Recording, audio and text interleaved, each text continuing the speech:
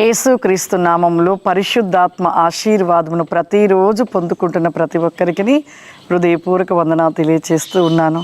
ప్రతిరోజు పరిశుద్ధాత్మ ఆశీర్వాదాన్ని మీరు పొందుకుంటున్నారని నమ్ముచున్నాను.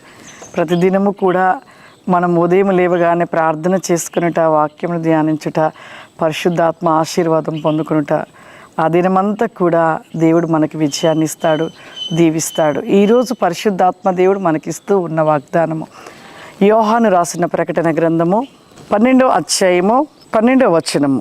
పరలోక నివాసులారా ఉత్సహించుడి, భూమి సముద్రమా భూమికి శ్రమ, అపవాది తనకు సమయము కొంచెమేనని తెలుసుకుని బహు క్రోధము గలవాడై మీ యొద్దకు దిగి వచ్చి ఉన్నాడని చెప్పాను.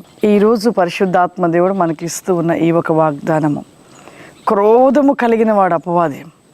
వాడు క్రోధముతో ఈ భూమి మీదకి దిగి వచ్చి ప్రతి మనిషిని చెదరగొడుతూ ఉన్నాడు.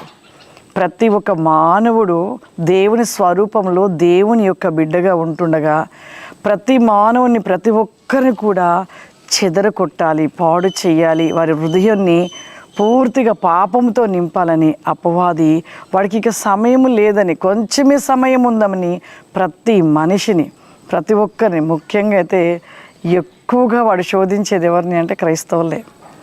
ఎక్కువగా క్రైస్తవుల్ని, బహుభక్తి కలిగిన వారిని, బహు విశ్వాసము కలిగిన వారిపైన వాడి యొక్క పోరాటము, దాడి. ఎవరైతే ఈ పోరాటంలో, ఈ దాడిలో విజయమును పొందుకోవాలంటే మన జీవితంలో ఒక ఆయుధం ఉండాలి. ఆ ఆయుధమే ప్రార్థన. ప్రార్థన కలిగి మనం ఉంటే ఖచ్చితంగా అపవాదిని జయించగలుగుతాము. అపవాది క్రోధంతో వాడి సమయం కొంచెమే ఉందని పరుగులెడుతున్నాడు, కానీ అది కొంతకాలమే. కానీ జయించగల శక్తి దేవుడు మనకిచ్చాడు. అందుకే మీకు ఉదయం లేవగానే ముందు ప్రార్థన చేసుకోవాలి, వాక్యాన్ని ధ్యానించాలి, పరిశుద్ధాత్మ ఆశీర్వాదం పొందుకోవాలి. ఇక ఆ రోజంతా వాడు మన మీద పోరాటం చేయాలని, మనపై దాడి చేయాలని, మనని ఏదో రకంగా వాడు కృంగతీయాలని, ఏదో ఒక రకంగా ప్రమాదము కలిగించాలని చూస్తాడు. కానీ ఆ రోజు మనకి ఏమీ కాదు. ఎందుకు అంటే ప్రార్థన అనే ఒక ఆయుధము మన చేతిలో ఉంది, వాక్యం అనే ఆయుధం మన చేతిలో ఉంది, పరిశుద్ధాత్మ ఆశీర్వాదం మన చేతిలో ఆయుధంగా ఉంది. కాబట్టి ఈ మూడు కలిగి ఉన్నాము. కాబట్టి ఆ దినమంతా కూడా మనం విజయాన్ని పొందుకుంటూ ఉంటాము. ప్రార్థన చేసుకుందాం. సర్వశక్తివంతుడా, దయగల తండ్రి, నీకు వందనాలు చెల్లిస్తూ ఉన్నాను ప్రభా. పరిశుద్ధాత్మ దేవా, ఈ ప్రోగ్రాం చూస్తున్న ప్రతి బిడ్డను మీరు దీవించండి నాయన, ఆశీర్వదించండి అయ్యా.